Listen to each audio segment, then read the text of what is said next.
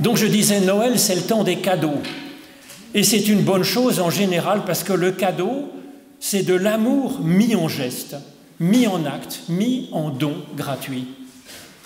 Dieu est le spécialiste des cadeaux. Alors en théologie chrétienne, on appelle ça la grâce. Le don par amour, le don pour donner de la joie. Alors ce cadeau de Dieu, ce cadeau que Dieu nous fait pour chacun personnellement, individualisé, eh bien ce cadeau, ça s'appelle dans notre jargon un charisme. Alors en ce dimanche juste avant Noël, je vous propose de nous interroger ensemble sur ce que c'est qu'un charisme et puis comment ça marche. Pour cela, je vous propose d'entendre un récit, un des plus connus de la Bible, dans l'Évangile selon Luc au chapitre 10, et de faire attention à chacun des personnages de ce récit sur qu'est-ce qu'il a reçu en cadeau et comment il utilise ce cadeau. Évangile selon Luc au chapitre 10. Voici qu'un théologien spécialiste de la Bible se leva et dit à Jésus pour le mettre à l'épreuve. « Maître, que dois-je faire pour hériter la vie éternelle ?» Jésus lui dit « Qu'est-il écrit dans la loi? Qui lis-tu » Il répondit « Tu aimeras le Seigneur ton Dieu de tout ton cœur, de toute ton âme, de toute ta force et de toute ta pensée. Et tu aimeras ton prochain comme toi-même. » Tu as bien répondu, lui dit Jésus, fais cela et tu vivras. Mais lui, voulant se justifier, dit à Jésus, et qui donc est mon prochain? Jésus reprit la parole et dit, un homme descendait de Jérusalem à Jéricho. Il tomba au milieu des brigands qui le dépouillèrent, le rouèrent de coups et s'en allèrent en le laissant à demi-mort. Par hasard, un sacrificateur descendait par le même chemin, il vit cet homme et il passa outre. Un lévite arriva au même endroit, il le vit et passa outre. Mais un samaritain qui voyageait arriva près de lui, le vit et eut compassion. Il s'approcha, il banda ses plaies, y versant de l'huile et du vin, puis il le plaça sur sa propre monture, le conduisit à une hôtellerie et prit soin de lui. Le lendemain, il sortit 2 deniers de sa poche, les donna à l'hôtelier et dit « Prends bien soin de lui, et ce que tu dépenseras en plus, je te le payerai moi-même à mon retour. » Et Jésus demande au théologien « Lequel de ces 3 te semble avoir été le prochain de celui qui était tombé aux mains des brigands ?» Et il répondit, c'est celui qui a exercé la miséricorde envers lui. Et Jésus lui dit, va et toi fais de même. Pendant qu'ils étaient en route avec ses disciples, Jésus entra dans un village et une femme du nom de Marthe le reçut dans sa maison. Elle avait une sœur appelée Marie qui, s'étant assise aux pieds du Seigneur, écoutait sa parole. Marthe était absorbée par les nombreux soucis du service. Elle survint et dit « Seigneur, tu ne te mets pas en peine de ce que ma sœur me laisse seule pour servir? Dis-lui donc de m'aider. » Le Seigneur lui répondit « Marthe, Marthe, tu t'inquiètes et tu t'agites pour beaucoup de choses. Or, une seule chose est nécessaire. Marie a choisi la bonne part et elle ne lui sera pas ôtée. » Ô Éternel, par l'étude de nos Écritures anciennes, ouvre-nous maintenant, chacune et chacun, à ton souffle de résurrection et de vie, au nom de Jésus-Christ. Amen. Alors un charisme, c'est donc un talent personnel qui nous est donné par Dieu en cadeau. Alors qu'est-ce que ça signifie? Comment découvrir notre cadeau, notre charisme? Comment les vivre en pratique? Ça peut être tellement de choses, ça peut être tellement variable. Par exemple, dans cette parabole de Jésus, le bon samaritain, il vaquait à ses occupations. Il était donc en voyage, peut-être pour le tourisme, peut-être pour ses loisirs, peut-être pour aller voir sa famille, peut-être pour faire du commerce, on ne sait pas. En tout cas, voilà que cet homme à moitié mort se trouve sur son chemin. Il ressent alors une vocation particulière à cet instant. Donc, quels étaient les charismes de cet homme? Quels étaient ses talents? Alors il avait peut-être son travail, il avait peut-être des talents musicaux, on ne sait pas, mais en tout cas il a du cœur, il a une certaine disponibilité, il a quelques moyens, quelque argent dans sa poche, et cela lui donne à cet instant-là un charisme particulier qu'il découvre, qu'il se révèle à ce moment-là, et qu'il va concrétiser en aidant cet homme. Le prêtre et le théologien de cette histoire, ils ont comme charisme d'avoir cette sensibilité à Dieu, de chercher Dieu. Alors, Jésus, il se concentre bien sur ce charisme, mais Jésus ne critique pas, quand on regarde bien le fait qu'ils poursuivent leur chemin pour poursuivre leur tâche de théologien, de missionnaire, de bibliste. Parce qu'il arrive aussi à Jésus de faire la même chose, de ne pas s'arrêter auprès de l'homme blessé. On voit souvent dans l'Évangile, par exemple, Jésus renvoyer la foule qui pourtant a un ardent besoin d'entendre la parole de Jésus, d'autant plus que nous en bénéficions aujourd'hui. Mais Jésus, il se retire, il part seul dans la montagne pour prier Dieu, pour se ressourcer.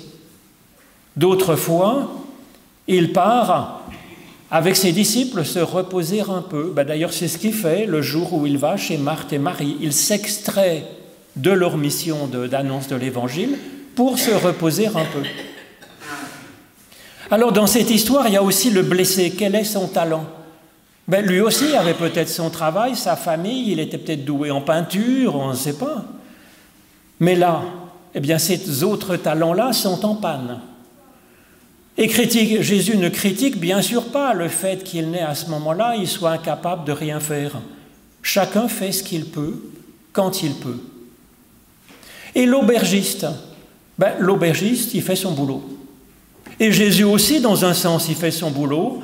Ce jour-là, il ne se repose pas. Son charisme est d'enseigner, Jésus. Il est de faire réfléchir les autres, il est de prendre soin d'eux, de les réconcilier avec eux.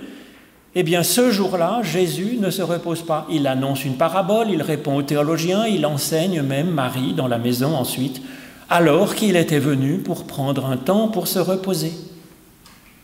Alors Jésus a d'autres charismes, on le sait. Il avait de l'habileté manuelle, il était charpentier. Et puis des témoins du IIe siècle disent qu'il était réputé pour fabriquer des charrues. Enfin, c'était en fait des arères à l'époque. Et donc il avait un vrai talent. Eh bien, il a laissé ce talent-là de côté pour prendre un autre de ses talents. On a donc le droit de choisir, de changer, de sentir une vocation particulière pour utiliser tel ou tel de nos talents.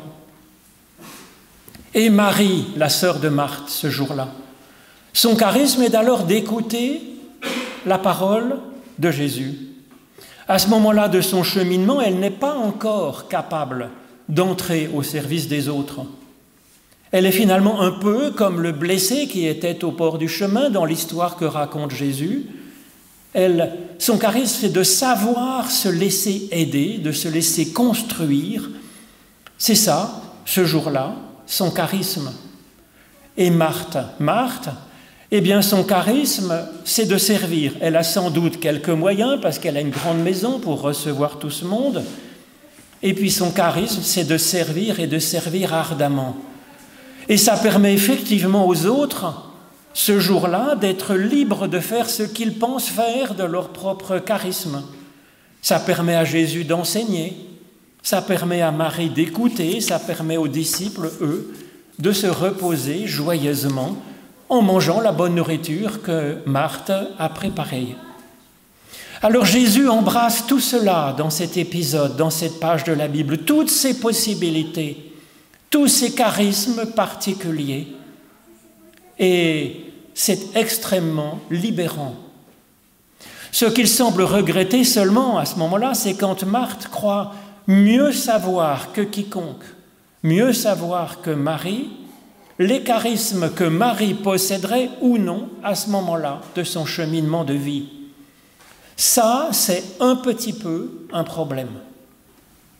Alors cela me fait penser à la parole de l'apôtre Paul qui dit dans une de ses lettres, dans la première lettre aux Corinthiens, « Je voudrais que tous soient comme moi, mais chacun tient de Dieu un charisme particulier. Nous avons tous cette tendance de croire que notre point de vue, ce serait pas mal que tout le monde ait le même point de vue. Tout le monde, la même façon de vivre, d'agir, de penser, la même vocation, la même façon d'être chrétien, d'être croyant, d'être un homme bien. Nous avons tous cette tendance, comme Marthe finalement. Mais Paul, à la suite de Jésus, prend du recul par rapport à ce premier instinct qui est le nôtre. Et cela, il encourage effectivement chaque personne à découvrir librement, en sincérité, son propre charisme et ce qu'il en fera ensuite ou non, maintenant, demain ou plus tard. À nous donc de discerner nos charismes.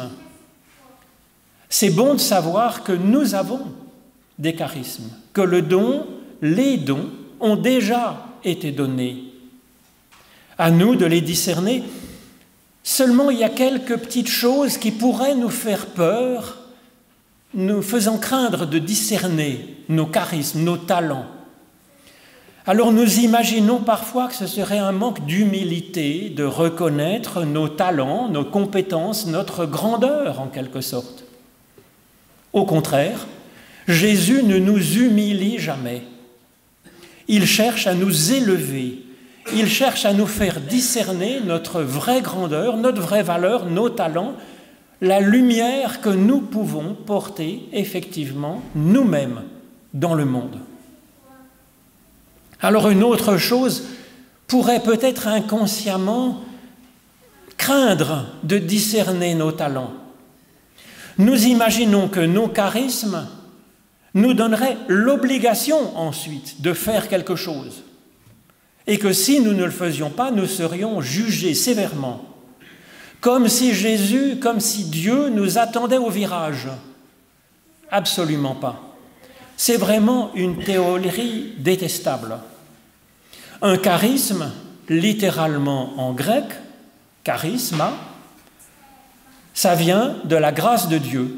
Charisme vient de charis, la grâce, en grec. Et donc si le charisme est un don de la grâce de Dieu, c'est sans mérite de notre part. Et puis c'est aussi sans obligation pour l'avenir, parce que sinon ce serait vraiment pervers. Quand on donne quelque chose, on le donne par grâce, gratuitement. Donner, c'est donner, dit le français.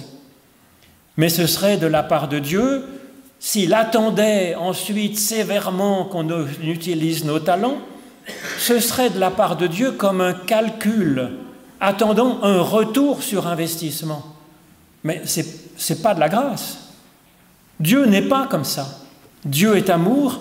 Nos charismes sont des cadeaux de Dieu pour en faire ce que nous voulons. C'est ça, donner, le don gratuit, dans le seul but de Dieu de nous donner de la joie. Effectivement, si on poursuit dans l'étymologie du mot charisme, le grec, quand il entend ce mot, il entend charisme, le don de Dieu que nous a donné Dieu, il entend charis, la grâce, et il entend chara, la joie, qui est effectivement la racine de base et du mot charisme et du mot grâce. Il n'y a donc rien d'autre à faire que de la joie. Alors il n'y aurait rien à faire de nos charismes, ce serait juste donné pour rien. Alors c'est un peu plus compliqué que ça.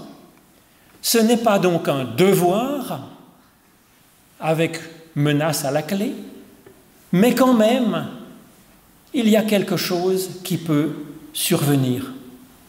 C'est ce que l'on voit quand le théologien interroge Jésus au début de cette page de l'Évangile. On voit bien qu'il hésite, qu'il s'embrouille un peu sur la question. Il dit à Jésus, « Maître, que dois-je faire pour hériter la vie éternelle ?» Alors il faudrait savoir, que dois-je faire? Il y aurait donc un devoir, une obligation d'agir. Et pourtant, il sait que nous recevons la vie, et même la vie éternelle, nous la recevons en héritage. Or, par définition, un héritage, c'est ce pourquoi nous n'avons pas eu à travailler pour l'obtenir, cette richesse. Et alors, une parole de Jésus nous permet, je pense, de lever ce paradoxe. C'est quand Jésus explique sa propre mission. Qu'est-ce qu'il attend de nous? Il dit qu'il est venu pour que nous ayons la vie et que nous l'ayons en abondance. Alors son but premier est que nous ayons la vie, parce qu'effectivement Dieu s'intéresse à nous en tant que personne. Il aimerait que nous soyons nous, que nous soyons vivants et que nous soyons heureux donc. Il veut que nous soyons joyeux d'être vivants, d'être richement vivants, des multiples dimensions de notre être, le corps, l'âme, l'esprit, les moyens. Alors c'est son premier but, c'est son espérance. Jésus dit ensuite qu'il a un autre but, un but second, c'est que nous ayons la vie en abondance, dit nos traductions, mais plus précisément, ça veut dire que notre vie déborde de vie alentour, qu'il y ait un débordement. Vous savez, comme ces belles piscines qui sont à débordement sur le bord, c'est magnifique. C'est notre vie pourrait être comme ça, tellement vivante qu'elle déborde de vie sur notre entourage. Alors ce n'est donc pas un devoir, mais c'est une telle abondance de vitalité, de joie en nous, que ça déborde autour.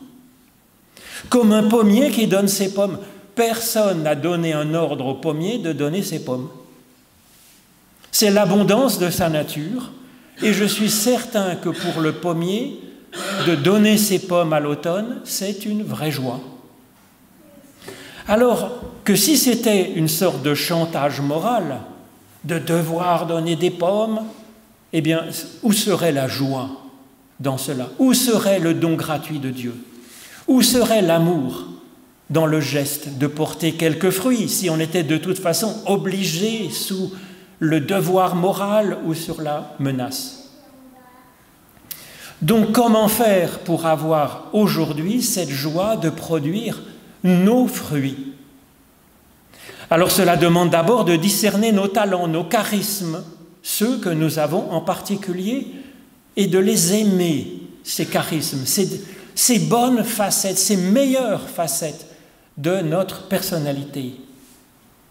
Alors le premier de ces talents, le charisme le plus précieux, que même la personne la plus pauvre et la moins en forme possède en réalité, c'est d'être soi-même et d'être en vie.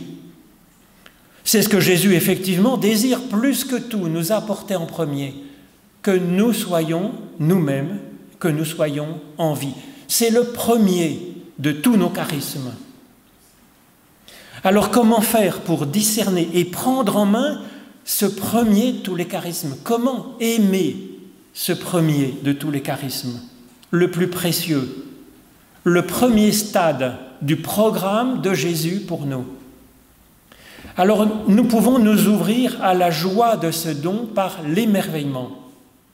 L'émerveillement devant l'univers tout entier, les galaxies lointaines jusqu'à une fleur d'alpage, jusqu'à sentir l'air entrer dans nos poumons, la joie d'avoir vu ce matin le soleil, peut-être pas le soleil, en tout cas le jour se lever. Alors, nous émerveiller ainsi de l'existence de cet univers, et puis que nous en soyons une part. Tout cela est une merveille absolument hallucinante.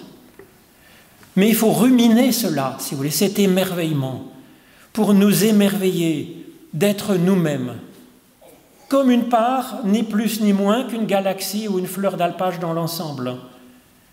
Se réjouir d'être nous, d'être vivants. C'est un sujet digne de joie. Ensuite, nous avons d'autres talents, nous avons d'autres charismes. Il est bon de chercher ce qui nous est plus spécifique, à nous et pas aux autres.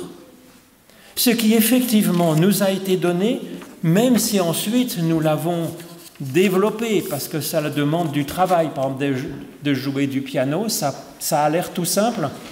Quand on a le talent, c'est un don, mais il faut avoir un poil travaillé quand même.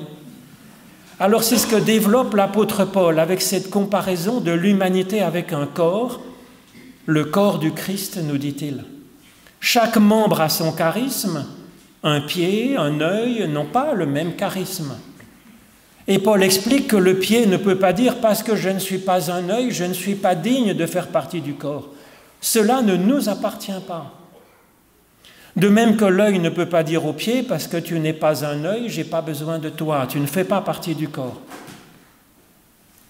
Alors comment discerner nos charismes particuliers? C'est dans la prière, dans la réflexion, dans l'observation du monde alentour, que nous pouvons chercher à discerner quels sont nos talents particuliers.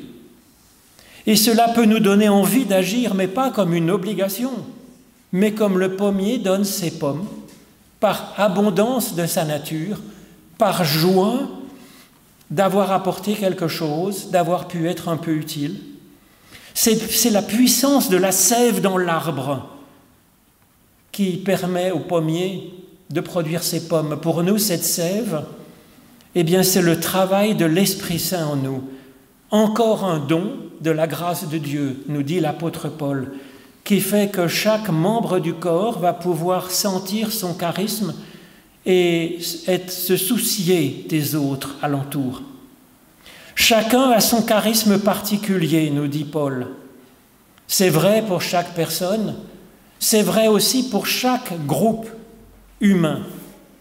Par exemple, pour le couple, il y a le charisme particulier de Roméo, il y a le charisme particulier de Juliette, et il y a le charisme particulier du couple formé par Roméo et Juliette. Il y a donc 3 charismes. De même pour l'Église, chaque membre de l'Église a ses charismes particuliers. Et puis, toutes les églises ont en commun ce charisme d'avoir reçu l'Évangile, et c'est effectivement une grâce incroyable que n'ont pas eu forcément tout le monde, tous les peuples, toutes les cultures. Ensuite, je crois que chaque église particulière a son charisme particulier dans l'éventail des différentes religions et des différentes églises chrétiennes. Alors, qu'est-ce que notre Église protestante de Genève a en particulier de spécifique? Alors, chacun peut avoir son avis, chaque membre de l'Église ou chaque personne du canton de Genève, mais à mon avis, je dirais que depuis la Réformation, en tout cas, pour ne pas dire depuis Jésus-Christ, pour dire que Jésus-Christ était membre de l'Église de Genève, j'en sais rien. Mais notre charisme particulier, je crois, en tant qu'Église de la Réforme, c'est d'apprendre à lire à chacune et à chacun. C'est-à-dire que chacun puisse apprendre à s'interroger soi-même authentiquement, puisse penser, puisse interpréter soi-même la Bible en liberté, puisse se faire sa propre théologie avec l'aide directe de Dieu. Que chaque personne puisse ainsi développer son intelligence personnelle de l'Évangile, de la vie et du monde. Que chaque personne puisse discerner ainsi son propre charisme et peut-être découvrir alors un enthousiasme monter à l'intérieur d'elle et puisse sentir la joie de pouvoir porter peut-être quelques fruits, ses propres fruits, et d'avoir fait un peu de bien. Et cela sera encore une grâce que la personne va pouvoir offrir autour d'elle, un débordement de grâce. Que Dieu nous donne ainsi de découvrir, de déballer ces cadeaux que sont ces charismes qu'il nous a déjà donnés. Amen.